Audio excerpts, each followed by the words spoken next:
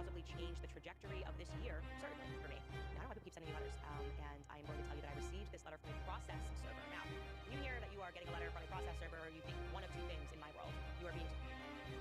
It actually happens way more often than you realize. Sometimes you're being drafted into someone's lawsuit. They think that you have some information or some text messages, or otherwise you yourself are being sued, like when I was being sued by Kimberly Klasick for defamation, which eventually I won that after years. So it's not something that particularly unnerves me anymore, because typically sometimes you're getting drafted and there's no reason for you to be drafted. Your lawyer responds to it and it's completely over. But this one was indeed addressed to me. And what was strange about this is that when my lawyer was able to determine what it was and who it was from, this was atypical because it was not a lawsuit and it was not a subpoena, but it was a strongly worded letter, essentially a legal threat. And people don't typically use process servers for legal threats. Even stranger was who it was coming from. It was coming from a law firm representing current sitting president, Emmanuel Macron, and his wife, Brigitte Macron. Okay?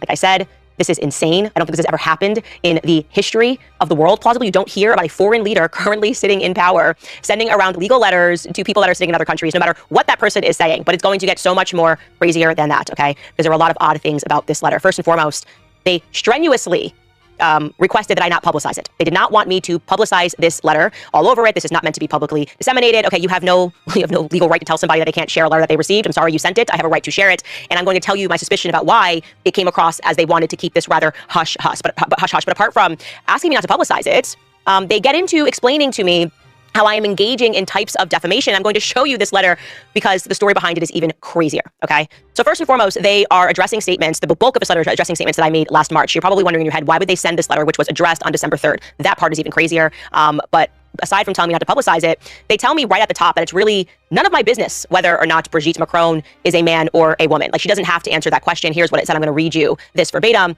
It said, this disinformation campaign is almost entirely based on a negative. Mrs. Macron has not provided definitive proof that she is a woman. Therefore, she must be a man. Not only is this an inherently unreliable basis for a claim, but also, and this is in bold, Mrs. Macron does not owe you proof that she is and always has been a woman, because frankly, it is none of your business. It is arrogant, self-centered, and truly offensive to believe that you are owed evidence of another's sex, gender identity, or sexual orientation.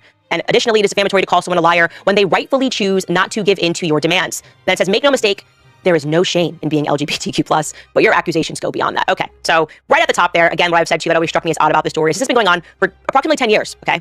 Now, if I'm the president and I'm dealing with a 10-year issue of people saying that my wife has a penis and I could just very easily debunk this, I'm sure as hell not going to pay lawyers overseas to send legal threats and legal letters that say, oh, okay, well, we're not going to answer the question, but we are going to send you a 100-page letter. It was 100 pages. Most of it was transcript. It really was like a 33-page letter. Most of it was transcript again. But the point being is that's a lot of effort for something that can be so easily debunked. So easily debunked. And I'm not the only journalist who've done this too, okay? They're sending out letters, civil harassment, saying that it's causing them stress, it's causing them anxiety. Wouldn't you just answer the question at a certain point, again, going with common sense?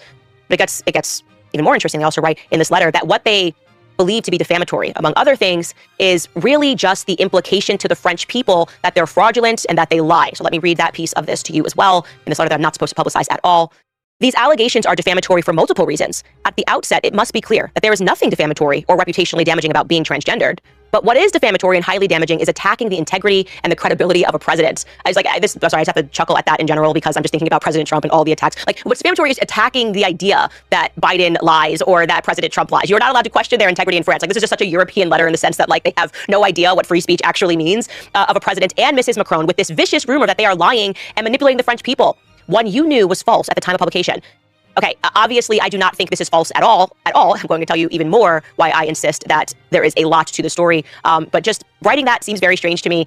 They go on to speak about how the only proof that we have, which is completely untrue, is Chinese software that is comparing the faces of her and her alleged brother that doesn't like to make any appearances, which could easily just debunk this, right? And they're like, this is like crap. You're saying that they look alike. All siblings do look alike, or some siblings can look exactly alike. They say that that's completely normal. And then they provide even more proof that it's obvious that Brigitte is not a man. And the proof is that Brigitte says she's not a man. I'm not kidding. Here, this is the actual language of the letter. They write, beyond this, your conspiracy theory hinges on Mrs. Macron's family refusing to subject themselves to public scrutiny.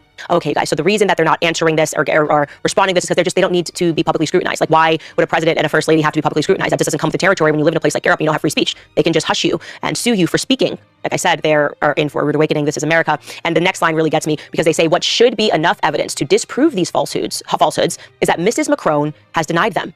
President Macron has denied them, and Mrs. Macron's daughter, Tifone, has denied them. Okay, so that's how it works now in the court of law, guys. If I say no, absent any proof, you need to just accept that that's the truth. Everybody always tells the truth all the time, especially in politics. Haven't we learned that? Nobody ever lies in politics. If they say something, it's definitely true. Trust me, bro. It's basically trust me, bro. Then it just gets even more bizarre because they're referring to t-shirts as a form of yellow journalism. So I sold this t-shirt mocking Brigitte Macron. It was a fake Time magazine cover and it said Man of the Year. And they view that as a form of yellow journalism. And that's interesting. So I'm going to read you that portion right now. It says, since then, you have continued to knowingly and intentionally peddle yellow journalism, defaming the Macrons. Indeed, you released another episode mentioning the conspiracy on June 26th. And then it says on July 7th, you brought these lies to the Jimmy Dore show. On July 8th, you again posted on X, this time with a photo of yourself in a t-shirt showcasing a fake Time magazine Man of the Year cover featuring Mrs. Macron, which has received 832,000 views and 3,000 retweets. And they actually put a picture of me wearing the shirt in this legal letter. And I wrote, I'm calling it now Time Man of the Year. It's an incredible shirt. Obviously, we now need to get this back up on sale. I don't know what is actionable in a parody shirt. I'm not sure where they're going with that, but they wanted to mention in a very strongly worded letter that this is a form of yellow journalism because there's obviously never been any t-shirts made about President Trump or Biden. You can't do that anymore. You're not allowed to sell Make Kamala Indian hats. Literally, what on earth were they thinking, including that? Okay, but here's where it gets really interesting. Okay. Then they insist on explaining to me that calling someone a rapist in France, they have different laws, and they insist that it's not statutory rape because Emmanuel was or would have been 15. They heavily imply this. This is the exact verbiage from the letter. It reads, Mrs. Macron did not statutorily rape President Macron. Let us be clear that the age of consent in France is 15. The two met and fell in love in 1993 when she was a drama teacher and he was 15 years old. When President Macron was 17, he vowed to marry Mrs. Macron, following through with his promise. They wed in 2007 when President Macron was 29 years old. Now, I want to first let you guys know that this is stunning because all throughout the time that President Macron was running, their story was that he was 17 years old, okay? Now we have here writing that they're now adjusting that. All the publications said, oh, he was 17, it makes him sound like he's almost legal. And she was, however, I think they said she was 34. And one of the things that we told you was that this whole legend that they created in the legacy media was dishonest. And they allowed this to go on and go on until people started looking, independent journalists, and going, wait a second, Emmanuel Macron was not 15. And I also believe there's an interview where Emmanuel Macron states that he met her before he was 15 years old. But them implying that the age of consent in France is 15 is actually wholesale dishonesty, because what they're leaving out is the age of consent at that time when they were together. It was 15 only if the person that they had the affair with, the sexual affair with, was not someone who had any power or control. That is still the law in France today, okay? So in order for it to be age of consent, it cannot be a teacher, it cannot be a therapist, it cannot be any person when you are a minor that has control over you. And as they mentioned in that same paragraph, Emmanuel Macron was the student of Brigitte Macron. So that would not have been allowed under the law. And this is something that we are happy to debate. In America, this would be statutory rape one way or the other. And in France, I'm pretty sure that still constitutes statutory rape, but we will allow you to respond to that in a more thorough manner, because now that we've established connection, you have no excuse not to answer our pointed questions. We're gonna go on and show you a little bit more of this letter because this, to me, was the craziest part of the entire thing. So after saying, we don't have to tell you any proof, we don't have to show you any proof, trust me, bro, they then try to say that there have been some journalists that have introduced some evidence and you should have been paying attention in the form of, I'm not kidding, this is coming from the president of France. They have submitted to us screenshots of an 8-year-old video that they allege proves that Jean-Michel Trogneux, so the theory is that Brigitte lived as Jean-Michel Trogneux, then took on the name of a sister named Brigitte and became Brigitte Trogneux later on in life. Okay, that is the theory.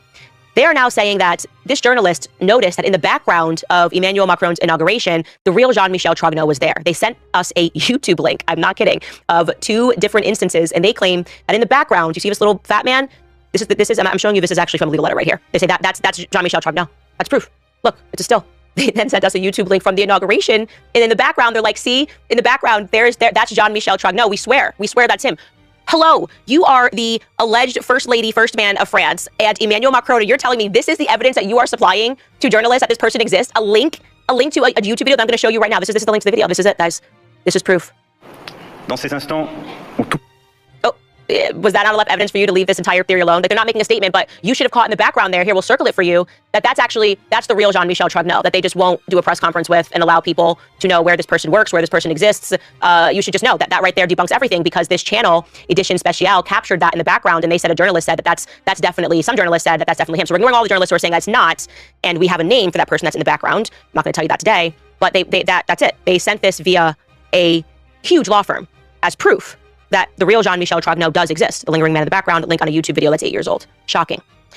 They're also upset that we here in America felt the Olympics ceremony was satanic. I'm not allowed to say that. It's just, this is Europe. You don't have free speech. You can't say that the Olympics ceremony was very clearly satanic. Here I am saying it again.